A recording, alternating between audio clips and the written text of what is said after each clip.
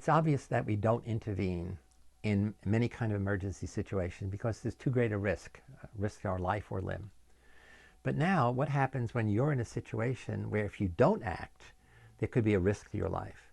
Imagine you're in a room and a smoke alarm goes off, smoke is pouring out from under the door, and if you don't leave that room quickly, a fire could erupt and you could be suffocated or burned to death. It's obvious what you do. But now, again, what happens if you're in that same room and there are 10 other people and all of them do nothing? Do you take action when other people define the situation as do nothing rather than do something?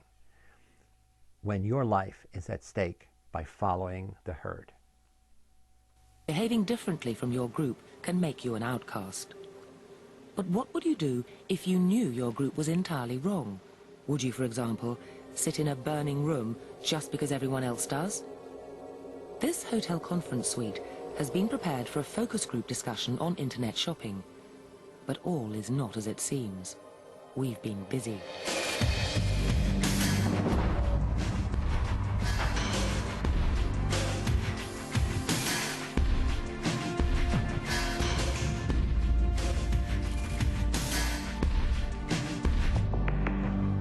The place is rigged with 4 hidden cameras and 6 concealed microphones.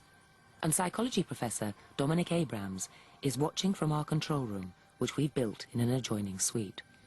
Now it's just a question of sitting and waiting. Right, so this is a questionnaire all about kind of shopping habits and everything here. So just move that off your chair so you can see. Our first participant is Mary Mizuno, a London student who thinks she's arrived early. What she doesn't know is that behind this door there's about to be a serious fire in the hotel kitchen. Or at least the illusion of one, created by a smoke machine and some sound effects. What will she do?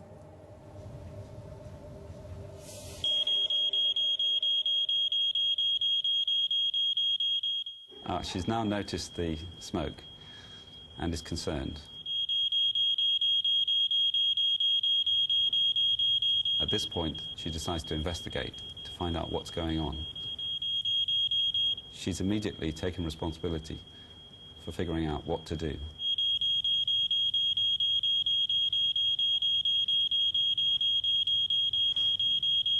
Mary does the sensible thing and evacuates quickly. She even leaves her bag and coat. As I've never been in a fire situation before, I tried to remember the kind of things that you're supposed to do, so I left my stuff and just went out. But Mary was on her own. This time, we've planted 7 actors who are all in on the experiment. We've said to them, when you see the smoke, do nothing.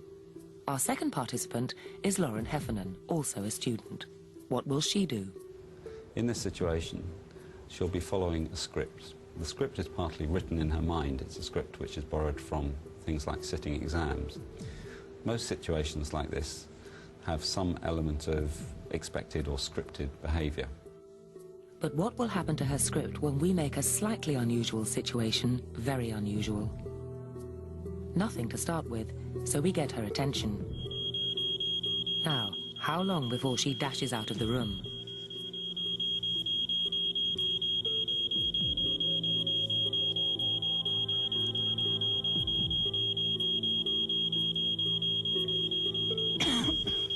She's checking increasingly to see what the other people are thinking. But who can she appeal to? The answer is nobody. She turns to the norm of the group. Ignore the smoke. In a real fire, the people in this group would be in very serious danger by now. I was looking for some sort of reaction from someone else, even just the slightest little thing, that they'd recognise that there was something, you know, going on here. For me to kind of react on that and then do something about it, I kind of needed prodding. She's waiting for someone else to react. Why isn't anyone else reacting? She feels uncomfortable. She doesn't want to embarrass herself by taking the lead, taking action. But something is definitely wrong. Lauren stayed in the room for 20 minutes after spotting the smoke, concerned but immobile. The fire brigade say that if this fire had been real, even if flames hadn't burnt through the door, she would have died of asphyxiation in this time. In the end, we had to ask her to leave. Pop out here. Thanks. I was surprised that I didn't do anything at all. I was just literally waiting. I just thought that someone else is surely going to say something soon. And because no one else did, I just didn't react at all. We tried the experiment 10 times, and the same thing happened over and over again.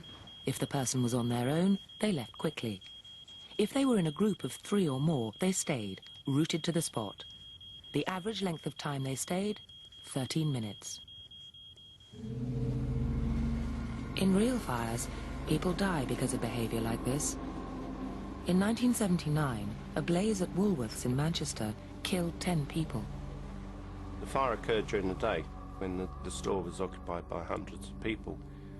Most of those people managed to get out quite safely. The people that died in the fire were actually using the restaurant at the time. But why so many fatalities in the restaurant?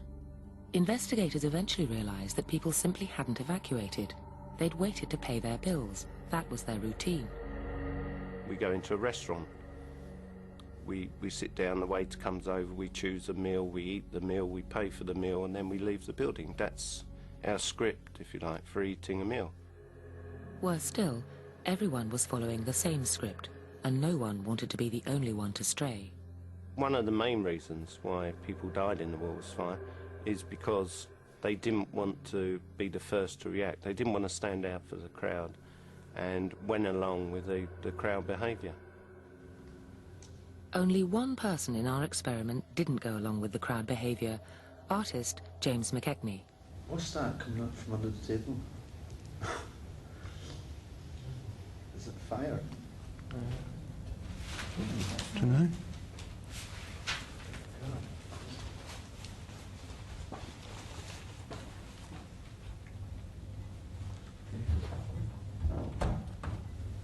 Is it fire? We should just wait till she comes back. Yeah. You think? Yeah. She said just to wait here, didn't she? What? Is that? What is that? Don't know. She said just to wait here, didn't she? What? Is that? She's coming right down now. James isn't going to sit in a dangerous room just because everyone else does. Yeah. Or is he? The power of the group proves irresistible. The reassurances of the rest of the group that somebody else is responsible seem to be sufficient to pull him back into place. Instead of leaving the room and calling for help, he sits back down again and waits.